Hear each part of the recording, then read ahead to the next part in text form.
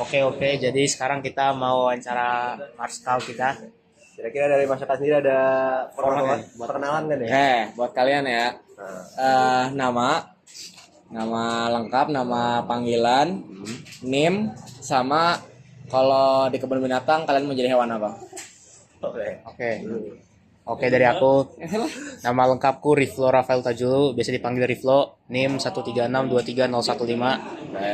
Kalau di kebun binatang mau jadi panda aja deh. Kenapa? Males-malesan, mager-mageran, bergelantungan. Boleh. Oke. Perkenalkan, aku Muhammad Nafi Prasetya, biasa dipanggil Nafi, NIM 136230076. Tadi apa? Kalau di kebun binatang mau jadi hewan apa ya? Paling singa sih, ditakutin. Singa. Oh, respect. Oke lah, boleh. Oke, langsung aja ke pertanyaan, langsung aja perkenalan dulu dari Mas Sekali. Nama lengkap, NIM, angkatan, sama jabatan. Oke. Halo semuanya. Kenalin, nama gue Raditya Sema Hafiz Pradikta, biasa dipanggil itu Sema atau Cema. NIM gue 1362105. Lalu gue selalu pop quiz, berarti ada NIM gue di Artemis siapa? 005 05. Kintari. Nah, benar. Oke.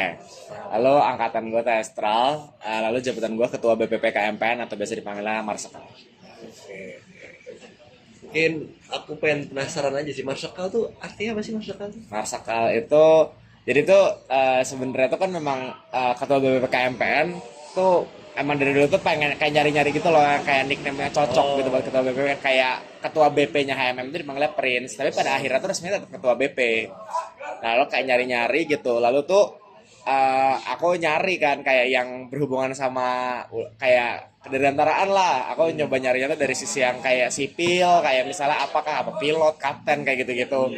Tapi lalu waktu aku nyari yang militer, aku baru ingat kalau misalnya tuh jenderal tertingginya di AU tuh dipanggilnya biasanya marsekal besar.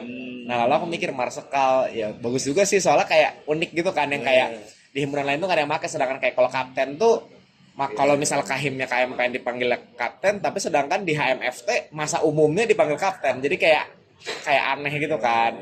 Jadi kayak aku ngerasa kayak marsekal nih kayak bener-bener unik aja, dan yang kayak nggak pernah dipakai juga gitu, jadinya aku milihnya marsekal gitu. Oh, jadi kalau pas sebelumnya zaman Bang Nando belum ada sebutan Marskal. Nando sama Faris tuh nggak ada sama sekali. Lalu waktu dulu zaman sebelum online, waktu kayak Ezra lalu atas-atasnya itu tuh dipanggilnya kapten. Lalu tapi kayak aku juga nggak serak gitu sama kapten, soalnya yang kayak terlalu apa ya, terlalu basic aja gitu loh. Gitu.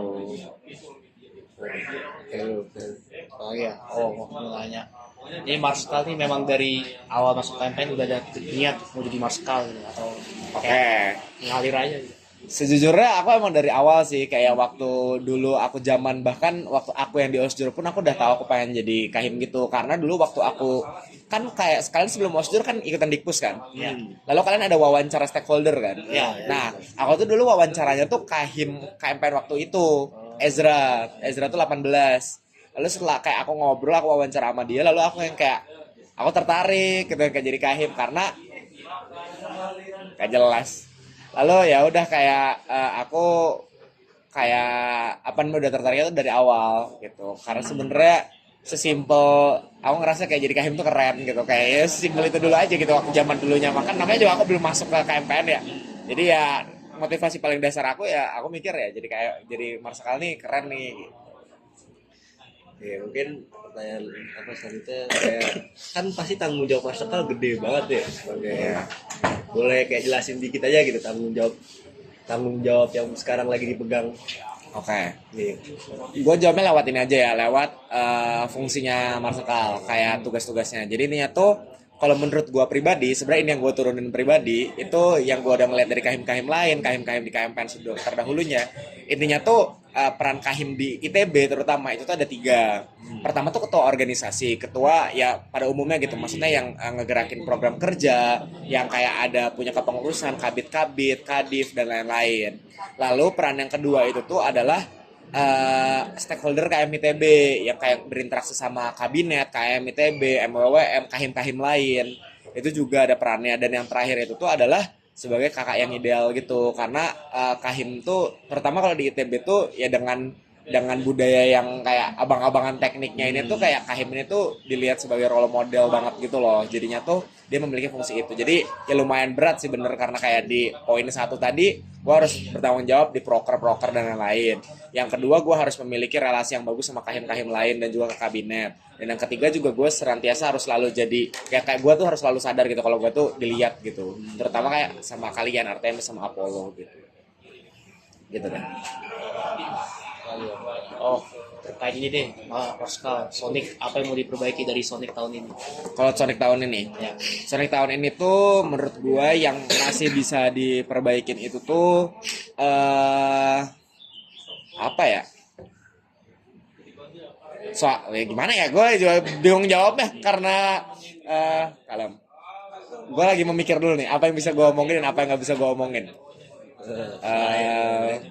Gini aja deh, jawabannya menurut gue itu tuh Sonic yang bisa diperbaiki di tahun ini tuh menurut gue pribadi masih kurang inovasinya. Jadi kayak menurut gue tuh dibandingkan dengan ya sebenarnya memang pada dasarnya tidak ada keinginan dari mereka untuk inovasi juga sih. Gue pernah ngobrol gitu, tapi intinya kayak kalau kalian penasaran tuh ya ini tuh template-nya sama kayak tahun lalu gitu loh. Kalau soal ininya ya kayak dalam konteks misalnya metodenya, interaktifnya, main gamenya atau apa-apanya tuh yang kayak banyak tuh yang pakai yang tahun lalu aja gitu. Tapi yang pada akhirnya kan tetap aja kayak kalau masih relevan dan masih berfungsi dan masih benar gitu, ya nggak apa-apa aja sebenarnya. Cuman ya kayak minimal kayak sebenarnya ekspektasi gue tuh awalnya tuh kayak minimal ada game baru kayak apa kayak gitu, kayak interaksi baru gitu.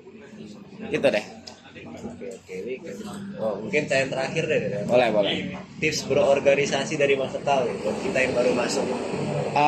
Tips berorganisasi menurut gue itu selalu tahu kenapa. Jadi kayak ininya tuh kayak lu tuh harus selalu tahu kenapa lu tuh kenapa ini matters gitu, kenapa ini penting, kenapa lu tuh mau melakukan ini. Kalau gue pribadi kenapa gue berhimpun, kenapa gue ke KMPN, karena sesimpel gue tuh pulang tuh ke KMPN gitu loh. Kayak kalau gue gabut, kalau gue ini tuh lagi sedih, seneng, capek, kayak banyak energi, gue tuh pasti ke KMPN gitu. Kayak sesimpel kayak antara kelas nih, kalau misalnya gue tuh nggak ber-KMPN dan gue nggak berhimpun, kayak antar kelas tuh kan kosong misalnya sejam nih. Ya kalau gue nggak ber-KMPN, gue sejujurnya gue nggak tahu mau ngapain gitu loh. Kayak di alternate universe di mana gue tuh nggak di KMPN, gue nggak tahu gue ngapain gitu loh.